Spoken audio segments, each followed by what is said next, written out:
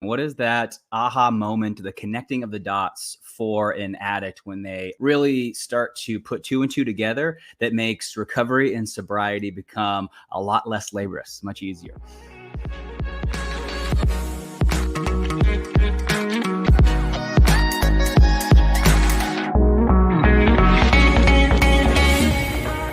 Interesting. I mean, laborious, like easy. Simple, but not easy, right? Yeah. There's some simple things about it, but not easy. I mean, I'm thinking about for the general addict or what worked for me. I mean, for me, I always go to, it's interesting because in the addiction world, and if anybody's in 12-step or anything like that, there's the idea of character defects and, you know, what's wrong with us, that we're an addict or we're whatever, we broke an ABC. The literature, the language is, you know, harkens to that. For me, I think addicts, almost everybody comes to, you know, the addiction is their problem solving. It's their dopamine button. It's their whatever. I don't believe the child is broken. I do not believe that we are born with character defects. That's just me. And so I think these are adaptations to difficult childhood situations that we've learned to do. Behavioral, substance, doesn't matter. We picked up a bunch of behaviors that helped us survive an emotional landscape of childhood that eventually, you know, is adaptive then, it's not adaptive now. And so then that's going to get you in trouble, whether that's right when you leave the home, when it, you know, before you leave the home, way later in life where you're good and perfect, but that is part of an addictive cycle. And that gets you in trouble.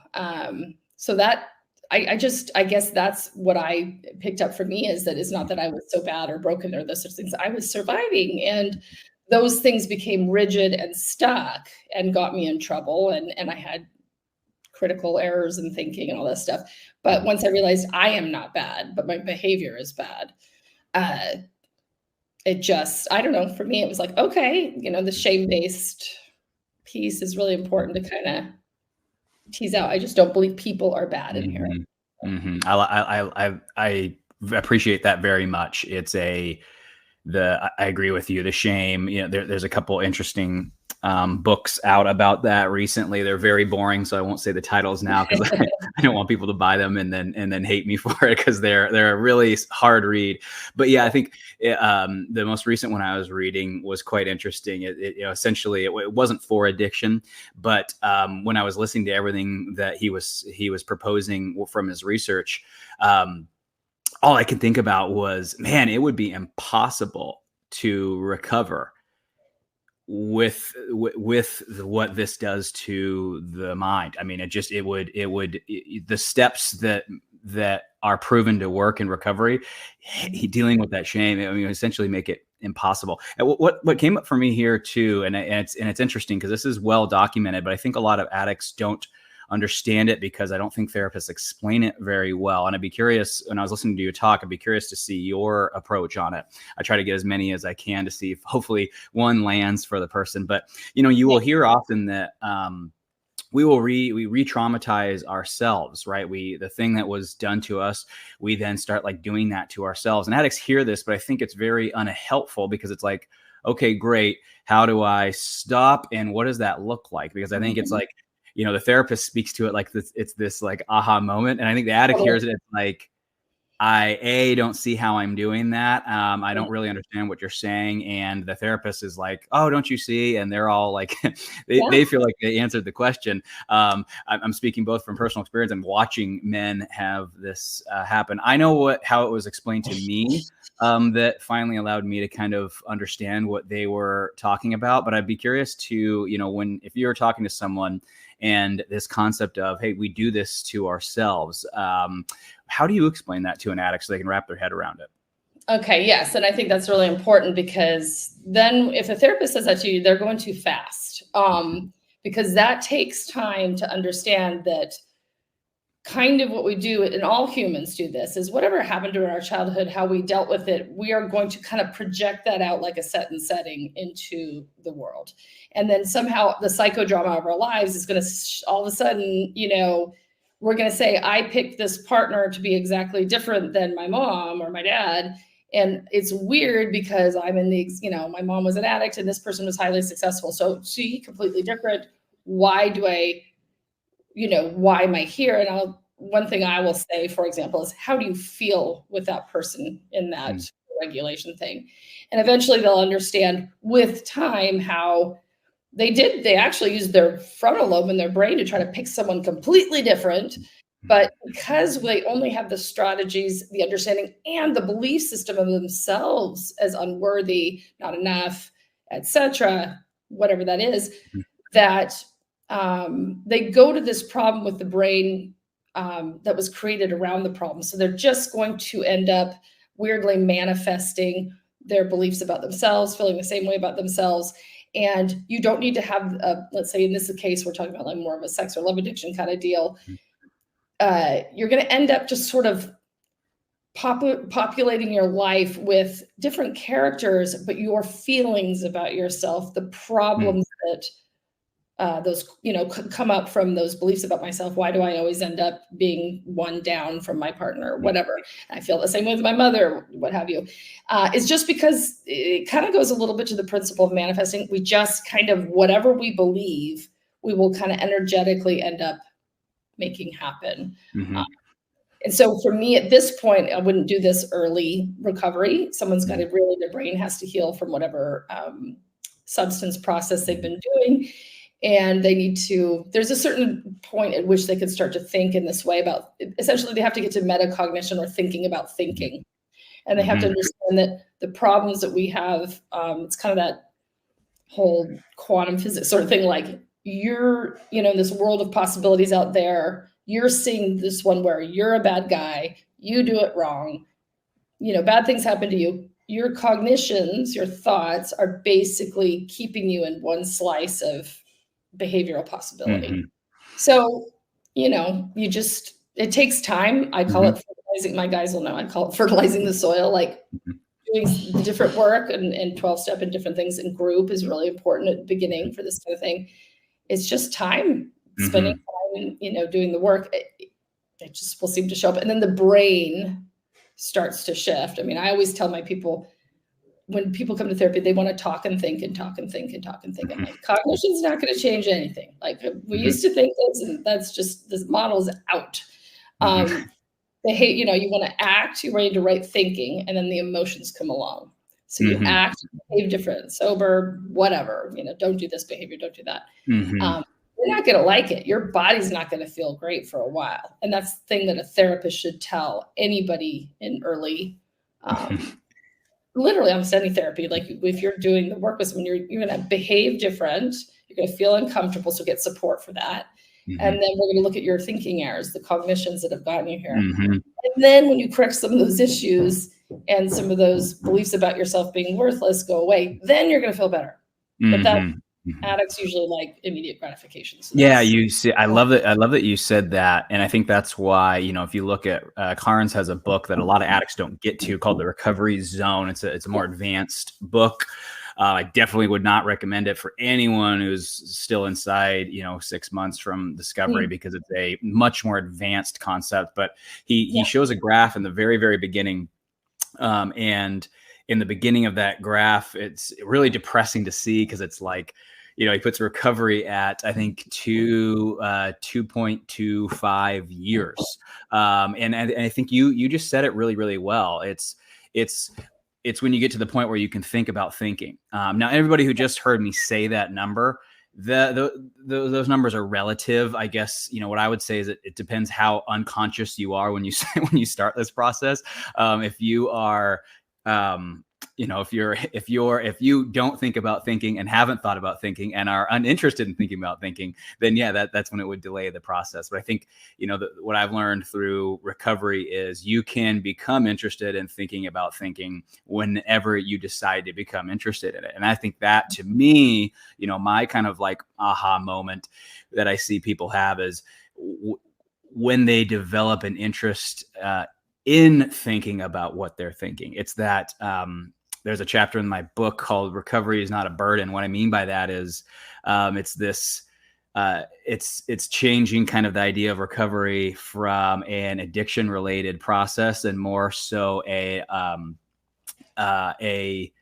self-mastery process, if you will. What is thinking? What's that looked like for me? And then starting to see, testing your truths. You said something else interesting that I wanted you to speak to. You were talking about, a lot of people don't know that this is a process addiction. Sex addiction it's a series of stories that you run, and every addict has unique stories about that. Some are fantasy based, some are stories about self and what this activity means to you.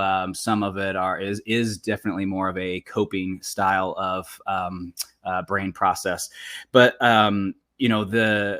the reason that thinking about thinking is so critical to recovery in a process addiction is it is a thought-based addiction. You can, in theory, be at the dinner table around a lot of people and start engaging in your sex addiction. I mean, that is how this addiction works. Speak to the chain. Just because I know a little bit about you professionally, and we can kind of, if it's in context and helpful for the listeners, you can kind of speak to some of this in terms of your educational background and how you've learned what you've learned. But talk about the difference between a process addiction. A lot of the groups and recovery methods that have become really well studied and popular are not process addiction research. A lot of this addiction research is substance addiction. Talk about the difference between the two, because to me, I think, I don't know how, it doesn't seem like this opinion is very well welcomed, because I think usually when I speak about it, people can kind of feel that I'm coming at it from more of a skeptic point of view. But, to me, the two are quite different. The methods of why the addiction started is there's some similarities there. But man, the recovery process, I mean, my gosh, I've got someone very close to me who struggles with an eating disorder. And I mean, oh my goodness, they're haunted every meal. Just every meal, every day by this. And, as I see her struggle with that, I think about the sex addict, and I just see the same thing. And it's like the sex addict's told, hey, you got to get all of this out of your life completely. Especially if they're in a marriage, it's like, hey, you need this, all of these brain processes need to go away for us to stay married. But then I look at those with a process addiction from an anorexia standpoint, and it's like, oh my gosh, I don't think I've met a single one who's been able to completely remove the brain processes around calorie controlling. And so it's this really interesting, it's a really interesting addiction. I'd love for you to talk about that. Shoot, we could talk about that for the rest of our time together. I think it's a fascinating topic. Well, okay, so I'm not sure exactly I think you had a couple of questions there. Because I actually so eating disorders, the way in psychology we do that is, there's the DSM, which tells us there's, eating disorders, which are bulimia, anorexia, etc. So, I mean, in terms of, and sex addiction, love addiction, romance addiction, etc., that is not in the DSM at all. Mm-hmm. And internet gaming disorder went to the addiction. That's a process addiction. Mm-hmm. And so those of us that work in, sex and love addiction and childhood trauma, that kind of thing, we still do think of, there's elements of addiction that are very, very similar to, so we kind of put like sex and love stuff near drug, alcohol, etc. Eating disorders, sure. Can eating be just like, it's a process, it's also a drive. It's also a bodily function drive, just like sex and love is a drive. So there are some similarities, but what you get with both food and then substances is there's a biological, there's an impact of the biological substances happening in the body. Whereas with behavioral, we're just doing a behavior. And are we changing the neurochemistry? Absolutely. In fact, there's some neuroscientific research showing the brain changes in the brain stuff that's going on when someone is, for example, using porn. So we have some neuroscience stuff coming out over the last few years, and I'd have to, I don't know everything that's been going on, but you said something about I guess I could ask you what question exactly, which one of those? Yeah, the difference, because to me, I think the barrier that I see in high achievers, and the reason I see them, I don't know if I could say they quit, but there's definitely a plateau that is reached. Let's call it like 6 to 8 months in, where it's like start to realize that this is different than a substance addiction in a sense of you don't just go off to treatment for a 45-day inpatient treatment and come out. I mean, I know men who act out the next day or the day after, right? And it's so, unlike this like chemical withdrawal process that you would go from, injectables or pills or whatever it be. There's this moment, like I said, right around 6 to 8 months where it's like, shoot, this is here I am essentially white knuckling it again. And I'm 8 months into recovery. And there's this, to me, I think at that moment, there's kind of a pivotal decision of, do I continue to lean into this process addiction and clean house, or is this super, super annoying? And do I, because again, this is another area. I don't want to bring up another topic, but one thing that's not discussed a ton in a lot of the books and the podcasts is the normalization of, I mean, you can't drive from point A to point B without seeing a billboard or a actual woman with her butt hanging out of her short. I mean, it's a very, this addiction is, it haunts you because sex has been used to sell for a long, long time. So I guess what my real question would be, at that moment of like 6 to 8 months where it's like, wow, to really recover from this, I truly need to change the way I think. That's hard. And I watch people kind of either commit or fall off. Well, okay. So the first thing I would say is, the way you're talking about thinking is almost as though if we just change the way to think. Okay, well, the thing is that thinking completely dictates and influences, if not completely dictates, how we feel. Mm-hmm. So the problem is that addicts, in this case, people with sexually compulsive behaviors, they have belief systems, which are thoughts, deep, deep thoughts. I call it deep code, like, the code that runs or script you live in the background. Which is, I'm not enough, or, one of these deep, it's a thought for sure, but sometimes people aren't even aware of it, but with certain somatic techniques, and I can get to that, you can get to it, but that's just, they're using this behavior, right? The dopaminergic behavior, because deep down, I'm not enough. And then my boss was sort of yelling at me, not really, or I just was driving and had a thought about my boss yelling at me and saying I'm not enough. And that activated that old wound. Then my emotional regulation system starts going, and it's restless and discontent and tells me I'm a loser. And then that activates a whole pot of thoughts or a whole thing it's an old arc that is such this cognitive construct that I've believed my whole life because of my dad, my mom, and so that's why something as simple as I don't know how I'm triggered. I'm just driving along. It's because if you get a thought that goes into that chain and you're tired, exhausted, whatever, you're not doing any self-care, whatever, you can just go back and that script activates basically, and it hits all those neurons, and then your body starts feeling like crap. You feel ashamed, you feel lonely, you feel you're not enough, you're not going to be loved, the future's going to be terrible. Well, then you can understand why you're feeling worse and worse. And this becomes a thing until you hit the dopamine button. I like that you went that direction. So with the everybody in my program, for the most part, they're very successful. And I think the challenge is a lot of the therapists try to go with this direction of lonely, not enough, weak. And the challenge with our group and our population is there's a relatively strong sense of self and a internal drive. So when they hear this, like these victim-y words, it doesn't really resonate because it's like, oh, well, that's not really me. And if you look at a lot of their drive for their sex addiction, a lot of it is the brain process for a lot of high achievers and successful males is, if I can get her, if she's really, really attractive and she's married, and if I can get her to sleep with me or want to sleep with me, and if I can get that confirmation, then I would be better than her husband. And her husband's pretty attractive and he's got a lot of money. So that would mean I'm better than him. And that's just one experience. And then they have tons of them like that. Oh, she's half my age, but if she wants me, then that must mean that I am desirable and rare. Yes. And so these brain processes, I think the irony of it all is, as much as the men in my group like to believe that they are buying into these these very admirable, oh, it's admiration, it's respect, it's being wanted. My question always is, what kind of person needs that? Okay, and I'm just going to shut this window really quick so you can Yes, go for it. Yeah, no, go for it. Too loud. Okay. Good question. And yes, but I would, this is where I love working with men, because most of the men I work with are very successful, because this is dopaminergic, activity.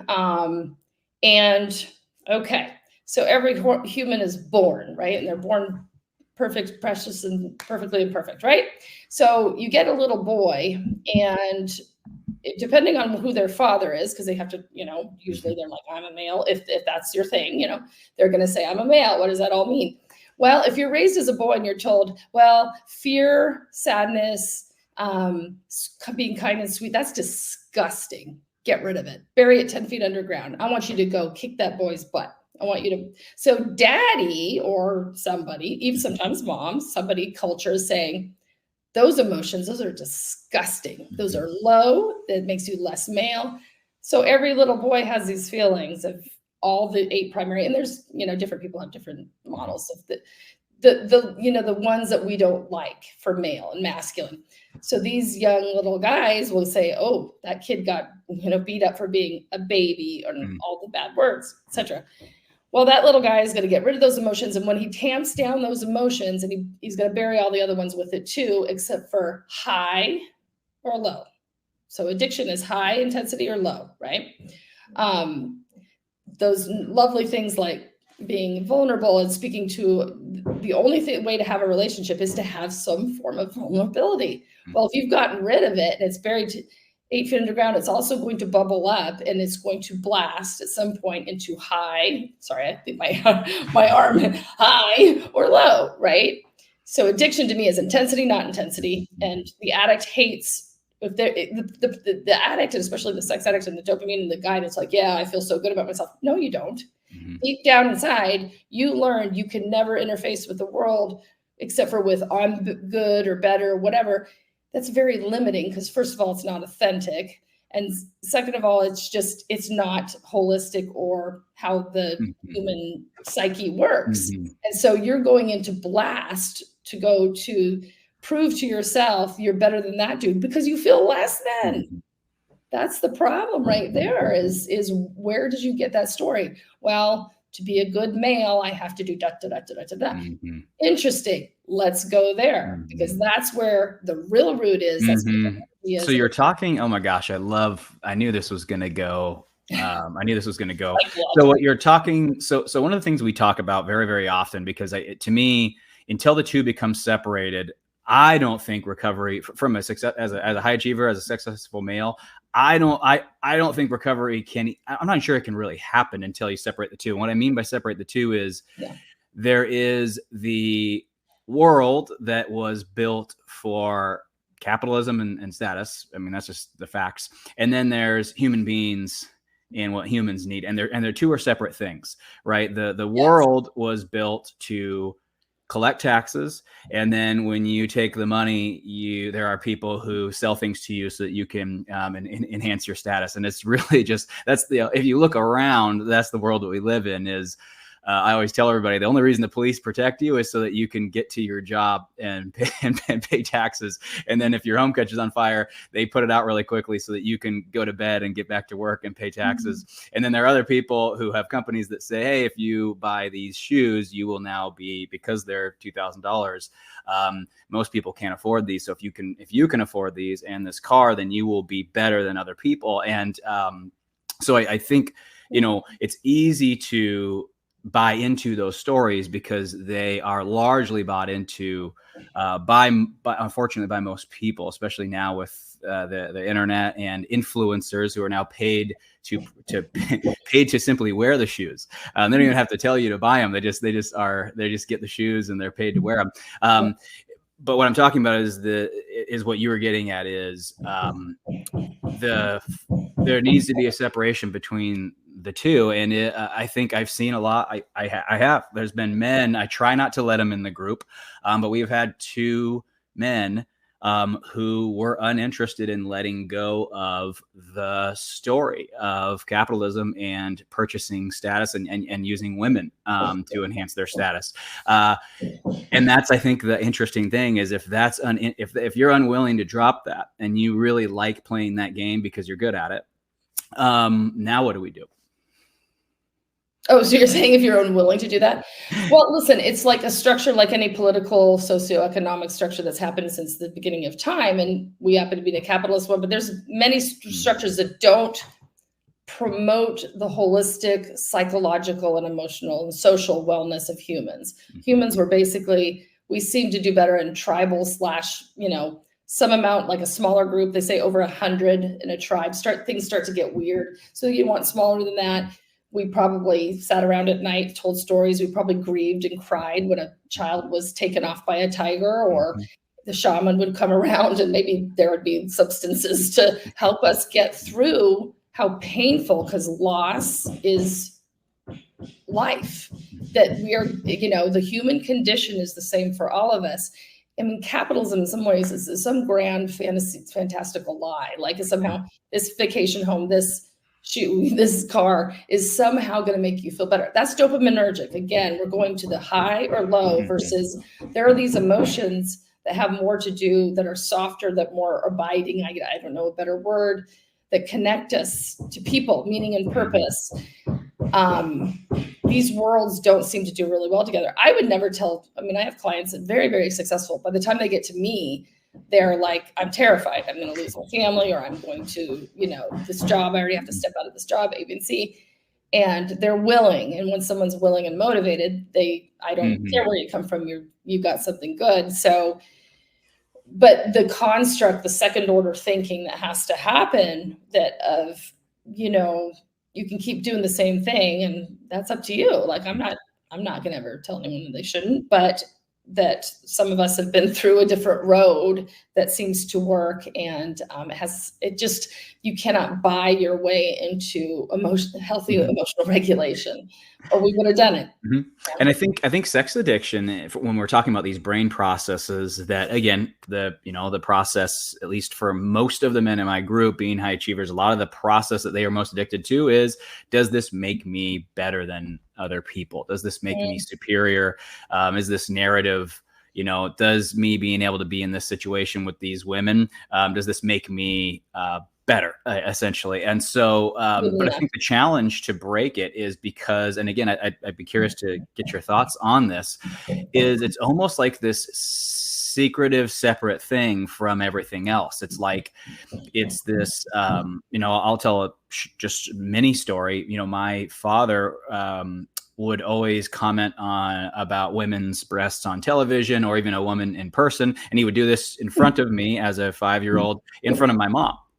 And she would, smile on her face. She just took it. And, the message, obviously I wasn't thinking this as a kid, but the message to me now as an adult thinking back must be, oh, you're going to want to sleep with women, even when you're married, and your wife will know that, and she'll have to be okay with it because you'll want to, but you can't. And so, that's just a micro example, but I think when I see it, I see that I think people realize that money will not make them happy, that you can't, that happiness comes from connection, belonging, esteem, self-actualization, these different human things, and that money really has nothing to do with any of those things, as other than a vehicle to help you get them in a society that's set up that way.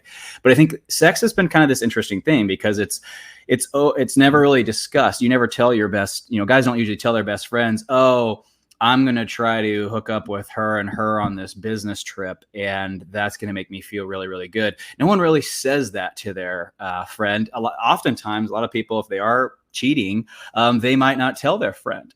So it's this interesting secretive process. And I think even though the ones about money and status, eventually for people who play the game long enough, those ones do fall away. You do start to the fulfillment doesn't come, and you slowly stop believing them, and you believe your mom or whoever told you, money can't buy happiness. You actually start to like believe this, even though you blew it off, you start to believe them with time. But sex seems to be this odd thing that stays in this little compartment where we run these processes, and they tend to not fall away, at least in my opinion, until you're discovered.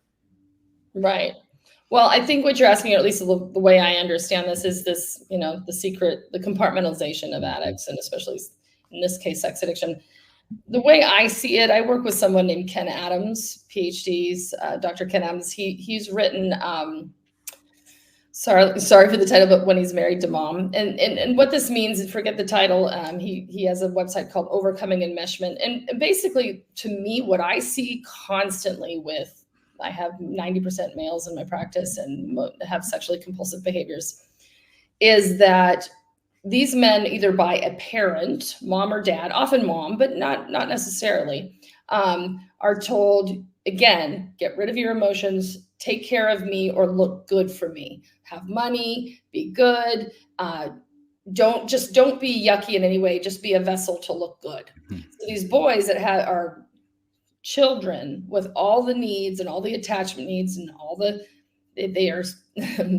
they are precious and perfectly imperfect, and we should be raising boys this way. But if you give all this messaging to boys that you are what you earn, you do whatever, you are basically taking a chunk of their needs and telling them, we don't ever love you for all of you, so get rid of it. Well, that's child abuse. That really is child abuse, and it's what we call covert.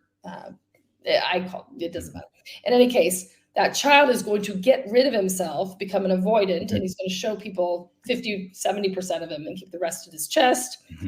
He's going to take care of others, be easy, easy interface, do all those things until one day he's starting to build resentment and hurt of, why don't I get anything for me? I've done the thing. I've got the corporate job. I've given my wife a nice car. I've, whatever. She's not really having sex with me. And it's unfair. And I'm angry about that. So Ken Adams talks about eroticized rage. It's a special place where I get something for me. Because I don't know how to ask for my needs. I don't even know my needs, my real emotional. When you work with a guy that first comes in, they do not know what they emotionally need. And they have to work through childhood messaging of, is it okay to feel lonely, scared? All the ones that achieving males do not like to think about. That's where they eventually need to realize they were a child that has all those needs, been parented different, and to bring that not humanity, but to bring back that part of the human, they can speak up to their partner and say, I'm unhappy about this. A lot of them, I coach a lot of my guys, like, you need to speak up to your wife that you don't agree. You've got the big ticket item and you've done the terrible thing. You don't like being talked to this way, and you don't like just being the provider for everything and doing, because these guys have gotten themselves there. About where you show up and all of a sudden your life is just like what you felt like, your parents' life or whatever. But so I noticed what we call it eroticized rage, where they're good and perfect, making money, telling the wife, telling the community, going to church, saying everything's cool here, but they're not being, they have a space. And it's really, when people say sex addiction, it's not, honestly, and any sex addiction therapist will tell you this, it's not about sex. I mean, I guess maybe some part of it, it's about attention, adoration. It's about no questioning, like, this is this thing, and I can think about it. I'm going to get a sugar baby or whatever. What are you doing there? You're getting someone either younger or pretty, whatever. So you can tell yourself a story in your brain about how you're worth. That's what you're doing, is telling yourself a story that will get you high. That's what you're doing. Yeah, and high achiever. I love that you said that, because I've oh my gosh, I think almost, I would say more, I would say 70, maybe 80% of the CSATs, therapists, PhDs that we have on this show, on this podcast, they all kind of have this interesting relationship with the word sex addiction, because they're just like, really, it's, I like to actually prefer the term process addiction, because when I see high achievers, especially high achievers, oh my goodness, these men they have a lot of stories, and sex honestly is the minor. I mean, most of the ones they have are around money and their image. So to me, I always tell everybody, I tell all these men, I don't think you think your sex addiction bad. I go, you are addicted. Your image and your income are your biggest addictions. Reputation management. 100%. And it's which makes recovery super, super difficult. Sorry. No sweat. You forewarned me. So the question I wanted to ask you, which is because I think this is a hard thing for a lot of high achievers is the vast majority of the men who have accomplished some of the greatest things, they did come from a perfect childhood is what is the story. And they tell me about it. They say, no, you know what, Roland, it was perfect. My mom, by the time I was born, she didn't even work anymore. My dad had this great position at the bank. I was the quarterback. I even had a private quarterback coach to help me when I was, 12, and he coached me on, being this awesome quarterback. I had this most wonderful girl at the school was as my girlfriend, and her family was super put together as well. And so the families came together, and we were these double super families, and we went on co-vacations together, and they go on and on and on and tell me about how wonderful life was. And that's why I don't particularly like the word childhood trauma, because I didn't have this wonderful life. We were poor, but they didn't beat me. They didn't cuss me out, and they did everything they could. I mean, if they could scrape together enough money to get me like that little sweater that I wanted, they would do that for me because they wanted me to fit in. And so the story in my brain was I had a great childhood. And it wasn't until I read a book, The Drama of the Gifted Child. You read that? And she says something really interesting in that book. She says the number one barrier for successful men is to get over the delusion that your childhood was perfect. And I really like that she goes that direction, because I thought about that and I said, well, really, why is that really that critical? Why do you have to get over that delusion? And it's exactly what you said is, to me, a high achiever, a lot of them are hardwired to achieve, to influence others. They're good at talking. To me, they're placed here to make an impact. And there's a lot of evidence that you see with that, with their ability to create a tribe and their ability to lead. And but then you have this interesting element where parents are essentially not asking you or caring about any of your unique abilities and your gifts. And the message is just go to this college, find a woman like this, go to church and do everything that the church says to do. And then really buy as many homes as you possibly can. And then buy as many German automobiles as you possibly can. And that is trauma. Can you speak to that so that men who are listening can understand that is traumatic? I don't get why. To me, it's very, very clear. It's not that clear to people. Can you speak to why that is so harmful to a human being? Well, I mean, I think the way you listed and the way you if that are the marching instructions for a human, which is be this way, do this. I mean, of anything, let alone the capital, the materialistic, etc. The child is going to basically essentially feel unloved, or something isn't terribly wrong with me if I don't know if I can do that. I don't know if I want to do that. I want to be an artist. Or in my case, I dropped everything about me and did whatever they said at 100. And I was like, who's the best? And then who's better than that person? And then I would try to be way better than the one at the top. And, didn't even think about what I wanted or how I felt or if I wanted to. Yeah, am I even interested in it? I was like, well, who cares if I'm interested in it? Because if this is crushing it, then I'm going to go do that. And I think I think part of that is in my DNA. I do care about leading and influencing, and I enjoy rallying people together. I enjoy exchanging thought. I like that. I just was doing it wrong for years. I was convinced to use it essentially for monetary gain, really. one thing I would say about that, when I get people that are just that, like best, better, like there's almost always a carried trauma. Sorry. My dog, she gets, when I get emotion, she can't. Yes. I was going to talk about carried energy, which is that when a child hears from mommy and daddy, the child's absorbent, right? Very energetically absorbent. They will pick up mommy and daddy's incredible urgency of you're going to be everything, and you're going to, so that what I'd say is those parents feel shame of not being enough. They are going to, and that child loves those parents, and the child is like, I can do it. I can make mommy and daddy and the family legacy. I can bring us out of poverty. I can, because that's clearly what they're saying is whatever. So this child has been given an operative, and he comes up with it in his brain is, I know I'll just be the football star. I'll just be the CEO. I'll just do that, and everything will, mommy and daddy and everybody will be okay, and I'll bring us out of, he has a carried wound, and the wound is some sort of what we call shame or not enoughness.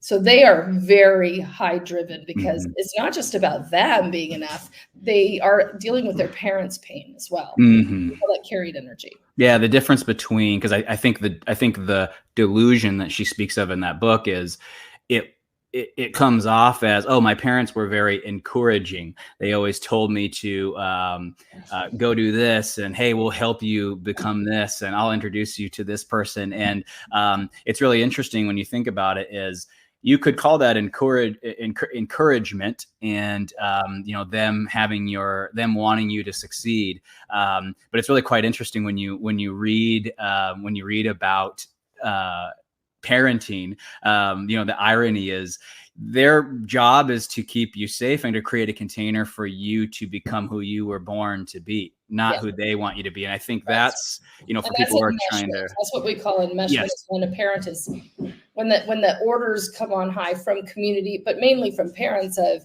if you were just this kind of little person and then adult, I will be okay. I work with most of the men I work with have this sense of healing mom's pain, or well, for me it was dad's pain. His message was, don't get fat like me, don't be poor like me, don't be a Sally like me, don't hate yourself like me. And so I get what he was saying, and it's very sad. He lived a very hard life of just not thinking highly of himself. And you hear that message and you think, oh wow, he's trying to be helpful and say, oh my gosh, don't get in the pain that I was in. But you know what that turned me into? I became a boy who had a six-pack, big muscles. I pretended, find a way to be confident. I won't do that, daddy. Yeah. Yes, exactly. I'll help you and I'll help me, but then I'm not being. I just don't love me. Abandoning yourself in favor of, oh, you will be unhappy like me if you do any of these things. And again, it's a what parent doesn't do that, right? Everyone always says, I always tell everybody, if you were born before 2024, you weren't parented well. And the reason I say that is, parents, it's just the very beginning of us really talking about creating a container for a human being to become the human being, rather than following the rules and getting them 15 degrees off or 20 degrees off, or in my case, gosh, I felt like it was 180 degrees away from what I was supposed to be. And then, again, sex, to your point, yes, you may use sex as one process, but there can be, the chances are, depending on how unself you have become, you probably have a lot of processes that you run outside of your sex addiction. So last thing I would say is, what would you, I like that we went this direction because it's my favorite direction. What does somebody do who is listening to this and they're starting to realize, I took a lot of that advice. I took a lot of that encouragement and became something. And now they're wondering, I don't seem to be very fulfilled by it. What do they do? I mean, how do you become less? How do you undo a lot of this? Well, and I think you said become less. I don't think it's becoming less, because I think you are kind of, if someone's doing all that false self of sorts. I don't want to call it a false self, because you do develop gifts and skills and doing Mm-hmm. better, more, faster, all those Mm-hmm. things. At the same time, we're supposed to be human beings, not human doings. And also your body will break down eventually. When Mm-hmm. someone's running on this much, I need to be this, I need to be that. They're just, one, they're not in the moment. They're going to be difficult to have relationships with. They're going to come into problems that maybe not in their work, Mm-hmm. but they will come into almost all kinds of social, Mm-hmm. relational problems. Yeah, I mean, you're interacting with someone who's running an agenda rather than being in your presence. Yeah, they're not. They're not it's not a actually great feeling. online. You know, it's weird. We call it online. They're not in the Mm-hmm. room. They're not co-regulating with you. So I'm sorry. And your question was, what do you do when you're there? Well, first of all, no one does anything unless there's some sort of bottom. So I always wait for a bottom sufficient enough force and memory to help people move forward. Because I'm not going to, you know, people come in sometimes and look at me and I'm like, okay, well, I'm not gonna, it's not my life. I'm not going to do it. And so it's something that has to be kind of self-motivated. And by pain, we change at the speed of pain. If the pain's big enough, then we start to go, oh my God, I'll do anything. And that's, to me, my favorite place, because it's where people actually get into action, is when they're afraid or have enough of a bottom, is what we say. And part of it is the construct, the idea of what you're saying has to change, which is they think that they have all this stuff and they're going to be less, versus we're talking about like a linear thing where you're not even embodied. Like you have to become expansive, and like not everything is about you and your skin suit and who this is. There's all these emotions and things, and I think it's just for that person, I'd say fall into the process and trust. Learn to trust somebody else. You know, learn to trust that somebody like has your back and wants what's best for you, and read and go to meetings and connect with people that have what you want, and go to therapy. And you're gonna have to do a bunch of stuff, because you're actually trying to rewire attachment, and attachment is like the slow moving, to change that stuff, the neurons, and attachment is just, that takes longer than if you're rewiring neurons in addiction. That's like how you were close to mom or dad, and that's like anxiously attached versus securely attached versus avoidant, all that stuff. That's just going to take a while. I don't tell people when they first come in how long recovery. If you've got decent amount of trauma from childhood, and then you have one or more addictions, it's honestly going to take from 3 to 5 years. Now, with Patrick Carnes will say like, "Oh crap, don't be careful about saying that," because we're actually getting better trauma resolution techniques, which is true. We actually do have like, better EMDR and better like brain spotting, brain paging. We have all kinds of ways to access and stuff that's coming down in neuroscience. I'm very, very excited about. But that does not, no matter what comes down, I know for a fact there's just some best behaviors to do, which is, first of all, more than anything, is realize that to change, you're going to need to change your behavior, and you're going to need a good guide. You're going to need a mentor, guide, therapist, whoever. It's not going to come from here, because that's from here is where you created the problem. Sorry. I was just about to say that. I think for me, it was not until I found a group, and not just any group, a group of men I admired. Because it was very challenging for me, and I appreciate you calling attention to. There is this. It's commonly said, right? Oh, you become less, and then you become more. And I like that you said that, because I like that you corrected me there, because that is a common saying. But now that you mention it, when I did start going to these recovery groups with very successful men with sex addiction, I don't ever remember any of us becoming less. Honestly, we got in the group, and I think we all became more together from that day forward. So I really appreciate you correcting that. But you bring up a good point. You're not, in terms of like how do you wrap your head around becoming something different, doing something in a different way? You bring up a good point. You're not going to do it on your own. You cannot just hide in your little room and read these books and listen to podcasts. You need to explore alternative ways of defining success, of defining, really when you start to see the insanity of using women to enhance your value, and you can really start seeing how insane that is, and that your value could fluctuate. Your value as a person could fluctuate. Again, until it's easy in your little bubble to fall into these patterns and these brain processes of, I'll do this and this and this and this, and then I'll be more. And if I do more of that tomorrow, I'll be even more. And if I do more and more and more of that the next day, I'll be even more than I was the day before that.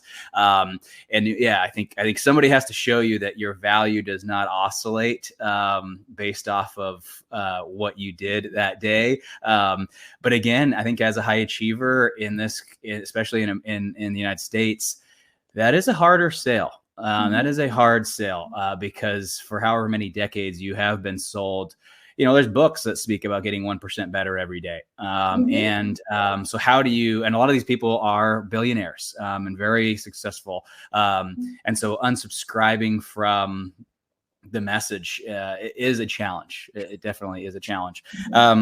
Lara, where are you licensed? How can people find you if they really enjoyed? I know I loved your approach. I can definitely see why so many successful men love working with you. You get it. I have a lot of these. Not all therapists are created equal. I wish they were, but no, you definitely have a knack for this. I can tell. So where are you licensed, and how can people find you? Well, thank you. I am licensed in Texas. I have a website, which is www.drlaradye.com. And I'm in Austin, Texas. I see people in person, and I do online as well. I am working on my relicensing in California because I'm originally from Palo Alto Bay Area. And so I know a lot of very successful those were more personally, so I don't know if they're addicts. I can't say that, but sure.